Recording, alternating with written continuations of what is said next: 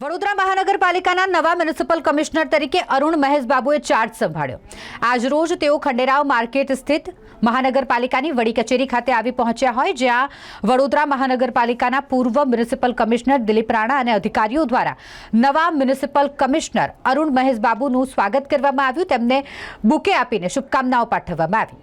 આ દરમિયાન ચાર્જ સંભાળ્યા બાદ નવા મ્યુનિસિપલ કમિશનર અરુણ મહેશ બાબુએ મીડિયા સાથે વાતચીત કરી અને તેમણે કહ્યું કે વડોદરા શહેરમાં મ્યુનિસિપલ કમિશનર તરીકે દિલીપ રાણાએ 2 વર્ષમાં જે કામગીરી કરી છે તે સરાહનીય છે। વિશ્વામિત્રી પ્રોજેક્ટની કામગીરી ચાલી રહી છે, 40% કામગીરી થઈ ગઈ છે, 60% કામગીરી પણ વહેલામાં વહેલી તકે પૂર્ણ કરવામાં આવશે।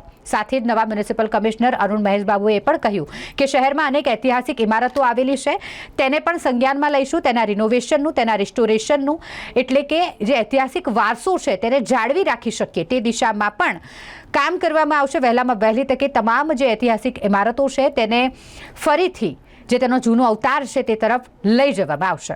તેઓ અહીં નવા આવ્યા હોય તેમને અહીંની ભૌગોલિક પરિસ્થિતિ અને પાણીની લાઈન આ તમામ વિશે જાણવામાં 10 દિવસ જેટલો સમય લાગશે, પરંતુ વહેલામાં વહેલી તકે વડોદરાની ભૌગોલિક પરિસ્થિતિ અને પાણીની લાઈન સહિતની તમામ માહિતી એકત્રિત કરી શહેરમાં વિકાસ કઈ રીતે થઈ શકે, શહેરને કઈ રીતે આગળ લઈ જઈ શકાય તે દિશામાં તેઓ અને તેમની ટીમ કામ કરવા માટે કટિબદ્ધ છે। પાણીની સમસ્યા મામલે પણ તેમણે કહ્યું કે હાલ જે વિસ્તારોમાં પાણીની સમસ્યા છે ત્યાં ટેન્કર થકી પાણી પૂરું પાડવામાં આવી રહ્યું છે અને આગળ પણ ટેન્કર થકી પાણી પૂરું પાડવામાં આવશે અને તેનો કાયમી નિકાલ કરવામાં આવે, એટલે કે પાણીની સમસ્યાનો કાયમી નિકાલ થાય તે દિશામાં પણ કામ કરવામાં આવશે। વડોદરાને અમદાવાદ અને સુરતની તુલનામાં આગળ લઈ જઈએ તે દિશામાં કામ કરીશું। સૌપ્રથમ મારે પહેલા ઇન્ટરેક્શન છે વડોદરાના મીડિયા મિત્રોને, અને જે અગાઉના પણ બ્રીફિંગ આપેલો હતો। અત્યારે જે આપણા માટે સૌથી મોટું પડકાર એ છે કે અત્યારે હીટ વેવ ચાલી રહ્યા છે, એટલે હું તમામ જનતાને એ જ અપીલ કરીશ કે હીટ વેવથી બચવા માટે તમામ આપણું સંવેદનશીલ રહેવું જોઈએ, અને મ્યુનિસિપલ કોર્પોરેશન તરફથી પણ અને ડિસ્ટ્રિક્ટ એડમિનિસ્ટ્રેશન તરફથી જે પણ આપણે ગાઈડલાઇન્સ આપવામાં આવે છે અને વેધર ફોરકાસ્ટ ટીમ તરફથી પણ જે આવે છે એને સાવચેતીથી આપણે સાંભળી લેજો, અને બહાર ગરમીમાં વધારે નીકળવાથી ટાળજો, એ જ અપીલ છે મારા વડોદરા વાસીઓને। સાથે સાથ જે અત્યારે હીટની પડકાર છે આમાં સાથે સાથે અમે પ્રી મોન્સૂન એક્ટિવિટીઝ ઉપર પણ ભાર મૂકવાના છે, જેથી કરીને આવનારા દિવસોમાં મોન્સૂન આવે ગરમી પછી ત્યારનું કેવી રીતે અમે પહોંચી વળી શકીએ એના ઉપર પણ અમે અત્યારે કામ કરવાનો પ્રયત્ન કરીશ।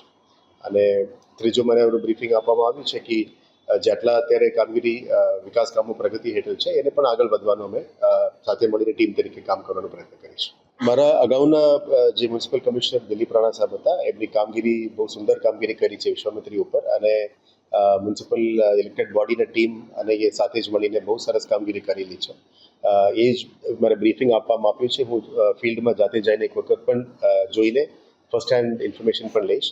મને કહેવામાં આવ્યું છે કે લગભગ 40%નું કામગીરી પૂરું થયું છે। એમાં શોર્ટ ટર્મ ગોલ્સ અને લોંગ ટર્મ ગોલ્સ છે, જેમાં શોર્ટ ટર્મ ગોલ્સમાં 100 દિવસની અંદર કરવાનું જે કામગીરી છે એના ઉપર ભાર મૂક્યો છે, જેમાં ડ્રેજિંગનું કામ, માટીકામ બધું ચાલી રહ્યા છે।